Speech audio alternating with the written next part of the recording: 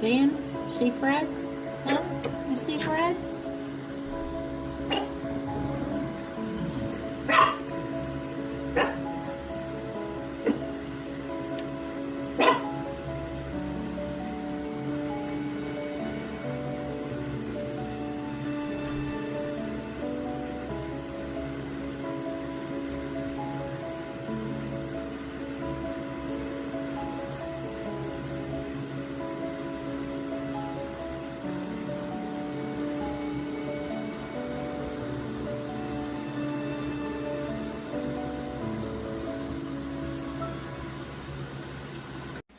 Well, good morning. I want to show you today how to do ricotta cheese. It's very, very simple. Once you do it, you're going to probably continue doing it and not buying it from the store. Only 3 items: whole milk, a 1/4 cup of lemon juice, either fresh squeezed or the bottled lemon juice, or vinegar, white vinegar, and a teaspoon of salt. Now what they usually want us to do is put the milk in a pan, bring it up to 190 to 195 degrees. That's right before the boiling point. And then you're going to add your lemon juice, turn the heat off, and yada, yada, yada. The problem with that I found is I'm sitting here over this stove for 10 minutes or 15 minutes to keep that milk from scalding on the bottom. So about a year ago, I came across the way I do it now.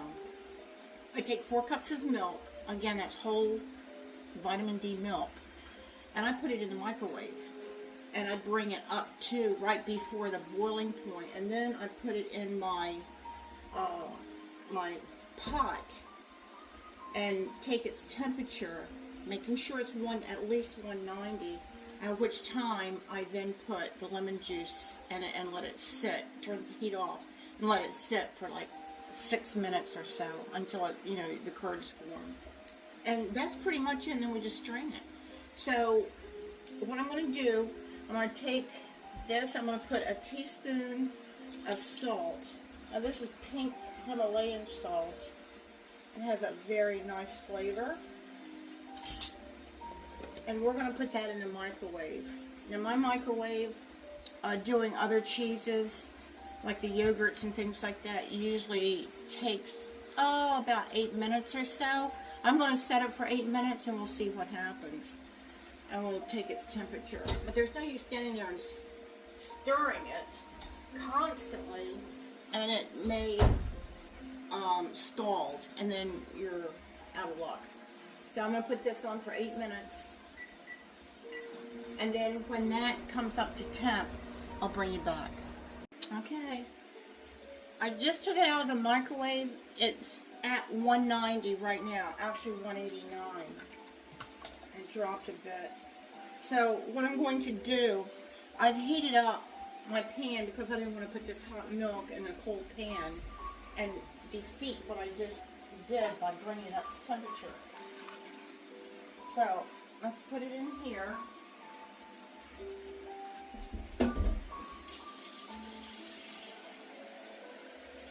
And then I'm going to keep taking its temperature.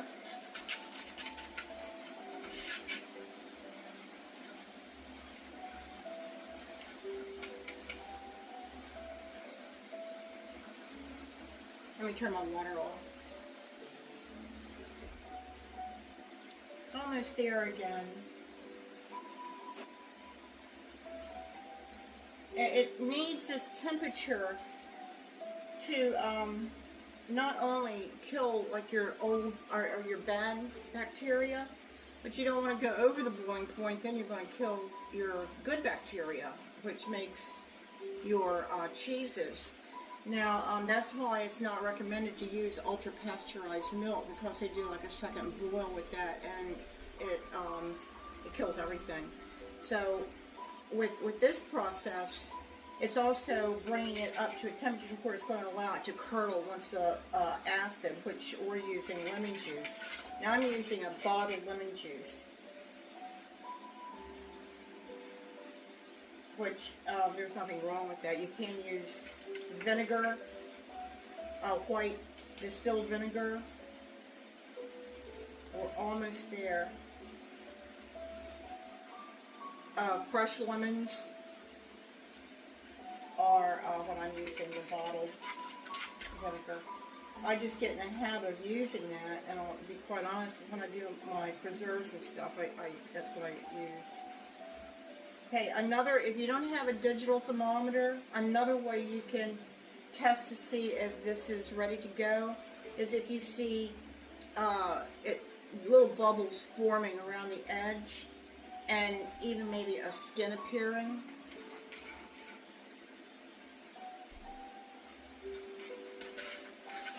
One more little juice here. Okay, we're back up to 190.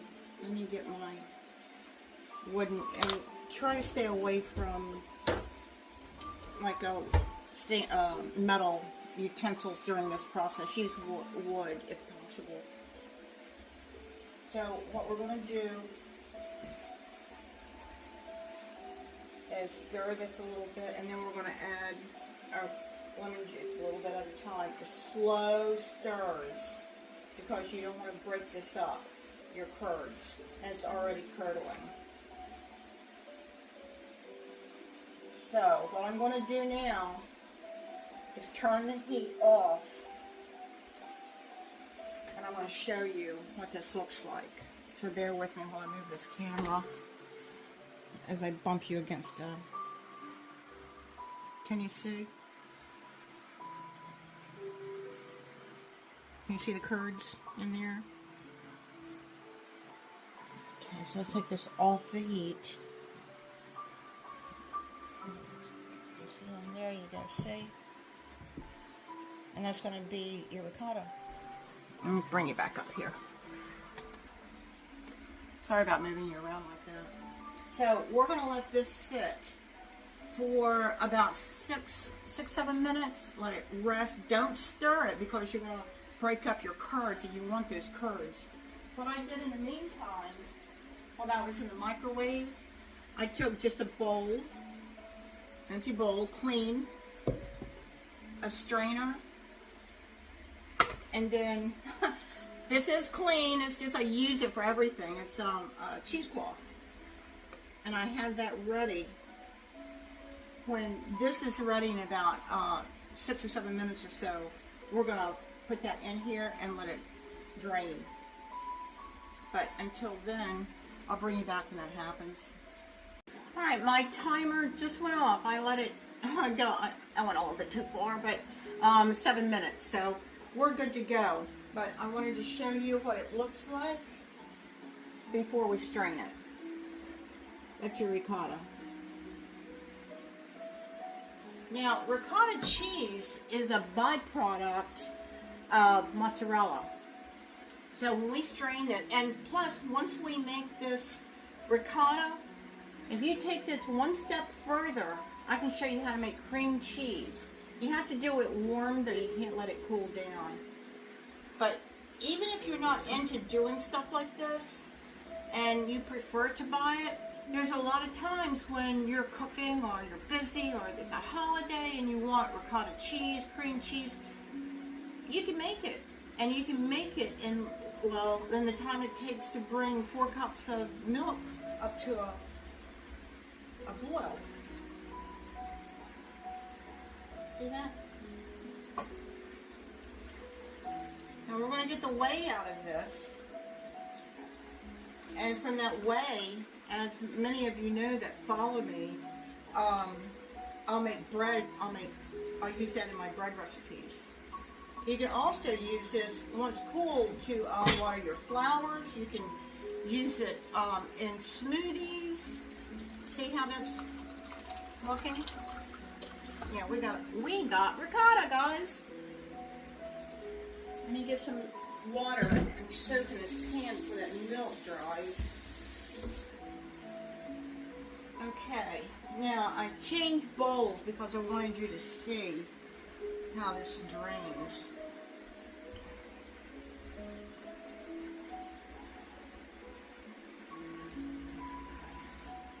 And I'm going to bring you down even further so you can...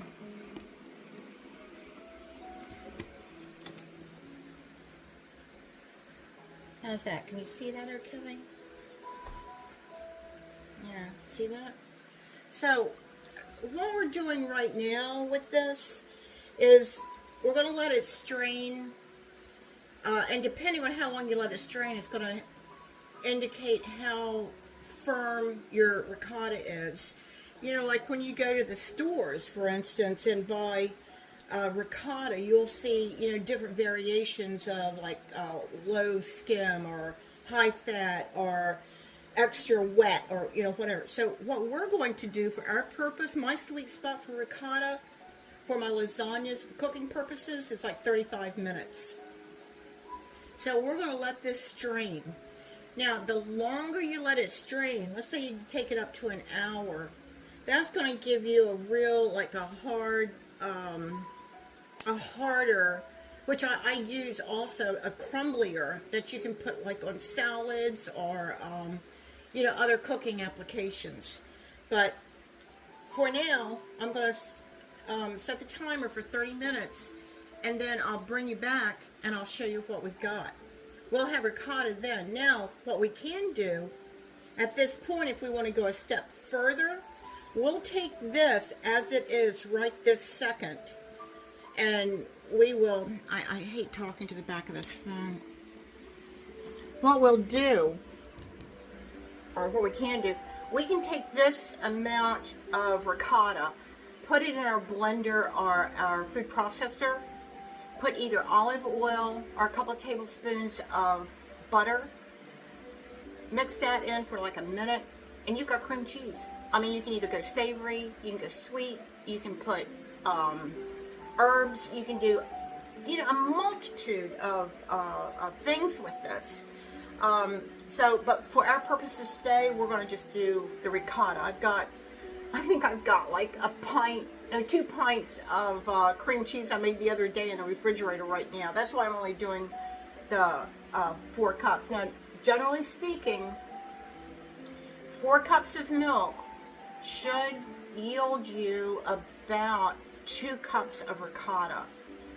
So I only did this small batch because I'm going to use this in the lasagna I'm making later this week. And I like having it in the refrigerator for other purposes as well. You know, it's great on like, you know, a toasted baguette with olives and olive oil and olives and roasted tomatoes, red peppers, just a ton of different things you can do with this. So while this is straining, I'm going to take the dogs out for a little walk, and I'll bring you back when this is all ready to go. So while our ricotta is straining, I'm going to take the dogs out for a walk, and I'll take you with us. Here they are in their little buggy. Say hi, guys. Say hi. Oh. Okay, so I wanted to show you also what the family got me for Mother's Day. You know how crazy I am over elephants. Look at that fountain. Isn't he gorgeous? That came from Claire's at Precast Gardening Depot over on Orange Blossom Trail down from Home Depot. Everything in my yard is from there. She's just a wonderful person. I'll get on with taking the little dogs for a walk. Okay, I had to start all over because I was video this originally as it was, you know, settled and showed you, but I'll show this to you again. The phone rang, my doctor's office. But there's your curds. That's your ricotta. Now you don't want this to get, you can set this and let it strain more and get a firmer curd. But what I'm going to do with this, I need the moisture because I'm going to put it in a lasagna recipe later this week that I'm going to have on video. So with that being said, I just wanted to show this to you, and then I'm going to taste it. You know, I already tasted it, and it's wonderful. Nothing like it in the world. It's great. You got to try that. So what I'm going to do at this point is just put it in a container, stick it in the refrigerator, and I'm done. If I wasn't running my mouth and talking and doing all this other kind of stuff, This process, minus the straining time, would take me less than a half an hour. With the straining time and in the refrigerator ready to use in under an hour. So this is what I'm going to do. I'm going to take my curds. I'm just going to put them in my container. And if you remember earlier, I was telling you that generally you can plan on getting or expect to get out of 4 cups of whole vitamin D milk, not ultra pasteurized, you can expect to get 2 cups. I've got probably just a little over a cup and a half here. So in the process, whatever it is, I got less than what they said I should be getting. But that's just par for the course. You know, these recipes are all homemade. There's a lot of factors that make a difference. If I'd left more moisture in there, more liquid, it would have been 2 cups. But I drained it out more because it's going to go into my lasagna recipe. So with that, this way, and I've told you this a million times, this way is liquid gold. We're going to put this in my sourdough bread later this week. So can you imagine a bread recipe that's not only made with freshly milled flour, but a sourdough starter, and your liquid being this way, which is just absolutely filled with probiotics. This can also be used in smoothies. This is just a liquid form of the powder that is so expensive, called whey powder, that people use, bodybuilders and health people, and all those people that are interested in maintaining good body weight. This is what they use. So put that in a container, put it in the refrigerator. You can even use this to water your flowers. So I'll let you go for now, and I'll see you with our next recipe. Well, this morning we made ricotta cheese, and during the course of making it, I tried to explain how you can take 4 cups of whole milk, not ultra pasteurized, and your yield is generally 2 cups. Now, people that aren't really into this, just gonna buy it, bring it home, but this can actually be good for those times that you don't have ricotta cheese or cream cheese, or even like yogurt cheese, for whatever purpose you want to do. Now, I'm making this for my lasagna recipe, and this is a fantastic cheese. It tastes absolutely wonderful, and you saw how much time it took. This concept of homemade, it's not a new thing. This is something that we really should try to incorporate into our daily lives as much as possible, because none of this is difficult. It's just planning on doing it and doing it. The foods that we have to choose from, not only are they super expensive, but they're loaded with shelf stabilizers. They're loaded with all kinds of additives that our bodies don't need. A lot of this stuff creates inflammation. In my case, that's why I started doing a lot of I want to say homemade, but that used to be the way all this food was made until right around World War II, when everything was mass produced and things, and of course they're easier, and yes, they are applicable today, but we got to be careful about what we put in our bodies. With what I deal with, inflammation is the #1 reason why I suffer the way I do with pain issues and the symptoms I have. And I've been able to overcome a lot of that simply because of my diet, following a lot of the Mediterranean diet recipes and things that I can apply here at my home without it costing any money. Well, we made today that ricotta cheese, 2 cups. If you bought that at the store, you're paying close to $5. I used 4 cups of milk that I had in the refrigerator and a quarter cup of lemon juice, and it was almost like free, unless you count the electricity or time and so on, so it would break down across the 4 cups of milk. But we got it. So I don't mean to be on the downside. I think this is a great thing. So try it. Just give it a try. It's almost foolproof. I want to send best wishes to you for today and always. And please take care of yourself, your family, your friends, and your loved ones. And please check on your neighbors, because you never know what goes on behind closed doors and who may need you. With that being said, I'm going to say goodbye.